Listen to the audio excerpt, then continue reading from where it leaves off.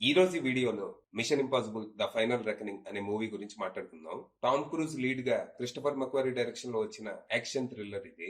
ఈ cinema story ఏంటి, దీని మీద నా ఒపీనియన్ ఏంటనేది ఇప్పుడు తెలుసుకుందాం పదండి. ముందుగా ఈ సినిమా స్టోరీ ఏంటంటే, ఈ కథ డెడ్ రెకనింగ్ ఎక్కడైతే ఎండ్ అయిందో అక్కడి నుంచే మొదలైంది. ఎంటిటీ అనే ఒక ఆర్టిఫిషియల్ ఇంటెలిజెన్స్ డిజిటల్ స్పేస్ మొత్తాన్ని కంట్రోల్లోకి తీసుకొని ప్రపంచ దేశాల మీద సైబర్ అటాక్స్ చేస్తూ విచ్చలవిడిగా మిస్ఇన్ఫర్మేషన్ ని స్ప్రెడ్ చేసి ప్రపంచవ్యాప్తంగా అల్లకల్లోలం సృష్టించడం స్టార్ట్ చేస్తుంది. అలాగే ఒక్కో దేశం డిఫెన్స్ సిస్టమ్ లని ఇన్ఫిల్ట్రేట్ చేస్తూ న్యూక్లియర్ వెపన్స్ ని కంట్రోల్ లోకి తీసుకొని డూమ్ స్టే కి సిద్ధంగా మనుషులకి వార్నింగ్ ఇస్తుంది. ఇక ఇదే టైంలో ఎంటిటీని అంతం చేసే కీని కష్టపడి గేబ్రియల్ దగ్గర నుంచి సంపాదించిన మన ఈథన్ దాన్ని తీసుకొని అజ్ఞాతంలోకి వెళ్ళిపోతాడు. అంటే తన దగ్గర ఎంటిటీని అంతం చేయడానికి అవసరమైన కీ అయితే ఉంటది గాని దాని సోర్స్ కోడ్ ఉన్న లొకేషన్ మాత్రం తెలీదు. ఈలోపు గేబ్రియల్ తో పాటు ప్రపంచ దేశాలు ఎంటిటీని అంతం చేసే బదులు దాన్ని కంట్రోల్లోకి తెచ్చుకుంటే ప్రపంచంలోనే అత్యంత పవర్ఫుల్ దేశంగా మారొచ్చని ఆ కీ కోసం ఈతను వెంటబడుతూ ఉంటారు. దాంతో అంత పవర్ ఒక దేశం దగ్గర, ఒక వ్యక్తి దగ్గర ఉండటం కరెక్ట్ కాదని భావించిన ఈతన్ హైడింగ్ లోకి వెళ్లిపోయి తన ఐఎంఎఫ్ టీమ్ తో కలిసి దీనికి సొల్యూషన్ వెతికే పనిలో ఉంటాడు. కానీ ఈ లోపు బయట పరిస్థితులు రోజు రోజుకి దారుణంగా మారిపోతూ ఉంటాయి. ఎంటిటీ బాగా ఎవాల్వ్ అయిపోయి సొల్యూషన్ లేని సమస్యలు క్రియేట్ చేయడం స్టార్ట్ చేస్తుంది. ఈ ప్రాబ్లమ్స్ నుంచి బయటపడాలంటే రెండే ఆప్షన్లు. ఒకటి, మూడో ప్రపంచ యుద్ధం చేసుకుని మనుషులంతా తన్నుకు సావటం. రెండు, ఇంకో 3 days లో ఎంటిటీ చేయబోయే న్యూక్లియర్ అటాక్ వరకు లైఫ్ ని ఎంజాయ్ చేయటం. మరి ఇలాంటి ఇంపాసిబుల్ సిచ్యువేషన్ లో మన ఈతన్ ఏం చేశాడు? ఎప్పట్లాగే ఏదైతే అదైంది చూసుకుందామని రంగంలోకి దూకాడా, లేకపోతే ఈసారి ఏదైనా కొత్తగా ప్లాన్ చేశాడా? అసలు ఈ ఎంటిటీ ప్లాన్ ఏంటి? ప్రపంచాన్ని ఎందుకు నాశనం చేయాలనుకుంటుంది? దాని సర్వైవల్ స్ట్రాటజీ ఏంటి? ఇంతకీ ఈతన్ని ఆపటానికి, ఎంటిటీని కంట్రోల్లోకి తీసుకోవడానికి గేబ్రియల్ ఏం ప్లాన్ చేశాడు? చివరికి ఈ ప్రమాదం నుంచి ఈతన్ ప్రపంచాన్ని ఎలా కాపాడాడు? దీనికి తన టీం ఎలా సహాయపడింది? ఈ ప్రాసెస్ లో వీళ్ళు ఫేస్ చేసిన ఛాలెంజెస్ ఏంటి, కోల్పోయింది ఏంటి అనేది మీరు సినిమా చూసి తెలుసుకోవాలి. ఇక ఈ సినిమా బాగుంది, నాకైతే నచ్చింది. నేను ఈ ఫ్రాంచైజ్ కి పెద్ద ఫ్యాన్ ని. ఒక MI2 తప్ప అన్ని సినిమాలు నాకు చాలా నచ్చాయి. సో భారీ ఎక్స్పెక్టేషన్స్ తోనే వెళ్ళా.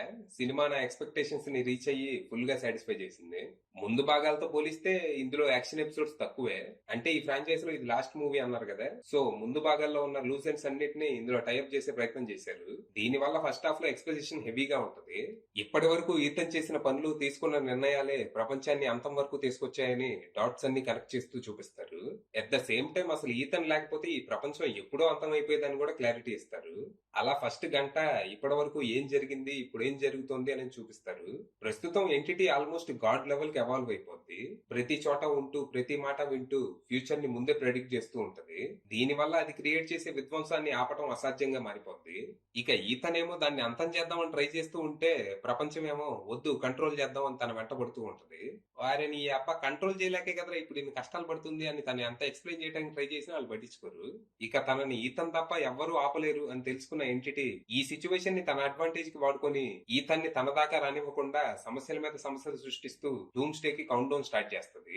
ఇక ఇక్కడి నుంచి సినిమా చాలా ఉత్కంఠభరితంగా సాగుతుంది. మంచి మంచి థ్రిల్లింగ్ మూమెంట్స్, అదిరిపోయే యాక్షన్ ఎపిసోడ్స్ తో ఎడ్జ్ ఆఫ్ ద సీట్ కూర్చోబెడుతుంది. ఆ అండర్ వాటర్ ఎపిసోడ్ గానీ, లాస్ట్ లో ఆ ప్లేన్ ఎపిసోడ్ గానీ మెంటల్ ఎక్కిస్తాయి. ముఖ్యంగా ఆ ప్లేన్ ఎపిసోడ్ అయితే అసలు దీన్ని ఎలా తీసారా అని నోరెళ్ళ పెడతాం. 62 ఏళ్ల వయసులో, వేల అడుగుల ఎత్తులో ప్లేన్ ని పట్టుకుని వేలాడుతూ ఒక ప్లేన్ మీద నుంచి ఇంకో ప్లేన్ మీదకి జంప్ చేస్తూ టామ్ క్రూజ్ చేసే విన్యాసాలు నాకు చూడటానికే భయం వేసింది. సినిమా కోసం ప్రాణాలు ఇచ్చేస్తాడేమో. ఇక లాస్ట్ లో ఏమన్నా ఎమోషనల్ సెండ్ ఆఫ్ ఏమన్నా ఇస్తారేమో అనుకున్నా గానీ అలాంటిదేం జరగలేదు. కుదిరితే మళ్ళీ కలుద్దాం అన్నట్టు ఒక చిన్న హోప్ ఇచ్చారు.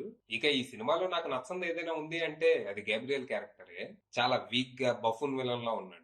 ఈ క్యారెక్టర్ ని ఇంకొంచెం బెటర్ గా రాసుకోవాల్సిందే. ఇది తప్ప ఈ సినిమాలో నాకైతే పెద్దగా కంప్లైంట్స్ ఏమీ లేవు. మేబీ కొంతమందికి ఫస్ట్ హాఫ్ లో హెవీ ఎక్స్పోజిషన్ చిరాకు అనిపించవచ్చు, కానీ కథ డీటెయిల్డ్ గా అర్థం అవ్వాలంటే అది అవసరమే. ఇక టామ్ క్రూజ్ తో పాటు Hayley Atwell, Angela Bassett, Simon Pegg లాంటి వాళ్ళంతా తమ పాత్రలకి పూర్తి న్యాయం చేశారు. ఇక ఈ సినిమా టెక్నికల్ గా సాలిడ్ గా ఉంది. ఈ సినిమాని బిగ్ స్క్రీన్ ఎక్స్పీరియన్స్ కోసమే తీశారు. ఖచ్చితంగా థియేటర్ లో చూడాల్సిన సినిమా. అది విషయం.